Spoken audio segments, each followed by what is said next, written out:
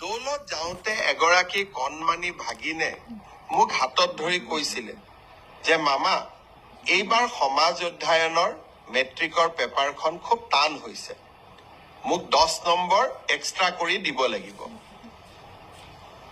নগাঁৱলৈকে যাওঁতে 16 তাৰিখে নগাঁৱত গৈছিলো, তাতো এগৰাকী ভাগিনে এনেকেই কথা ক'লে আৰু বৰদোৱাতো আন এগৰাকী ভাগিনে একেই কথা ক'লে যে সমাজ অধ্যয়নৰ পেপাৰখন এইবাৰ মেট্ৰিকত খুব টান হৈছিলে।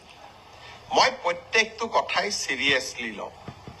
গুৱাহাটীত আহি সেবাৰ চেয়াৰমেনক মই সুধিলো যে সমাজ অধ্যয়নৰ পেপাৰখন সঁচাই টান হৈছিল নেকি।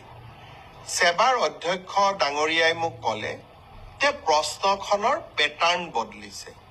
যোৱা বছৰো প্ৰশ্নখনৰ পেটাৰ্ণ বদলোৱা হৈছিল আৰু এইবাৰো পেটাৰ্ণটো বদলোৱা হৈছে যাতে ছাত্ৰ ছাত্ৰীসকলৰ জেনেৰেল নলেজৰ পৰীক্ষা সেবাই ল'ব পাৰে। ব্যৱস্থাটো আদৰণীয়, কিন্তু যদি মোৰ ভাগিনবিলাকে আকৌ মেট্ৰিকত ফেইল কৰি যায় তেতিয়াহ'লে কেনেকে হ'ব? সেইটোতো হ'ব নোৱাৰে।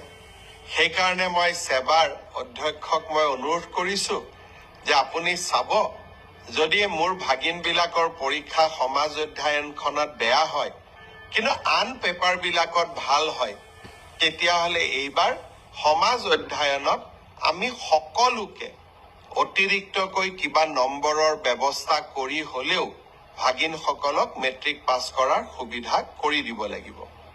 তেখেতে মোৰ অনুৰোধক বিবেচনা কৰিম বুলি প্ৰতিশ্ৰুতি দিছে আৰু সেয়েহে ময়ো ভাগিনসকলক ক'ব খুজিছো যে সমাজ অধ্যয়নৰ কাৰণে আমি আৰু চিন্তা কৰিব নালাগে, সকলোৱে মিলি চেষ্টা কৰিব যাতে আমাৰ পৰীক্ষাটো আমি ভবাৰ দৰে নহ'লেও আমি যাতে কিছু হ'লেও অতিৰিক্ত নম্বৰৰ সুবিধা লাভ কৰিব পাৰো।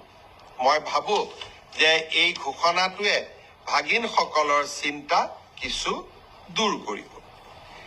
এতিয়া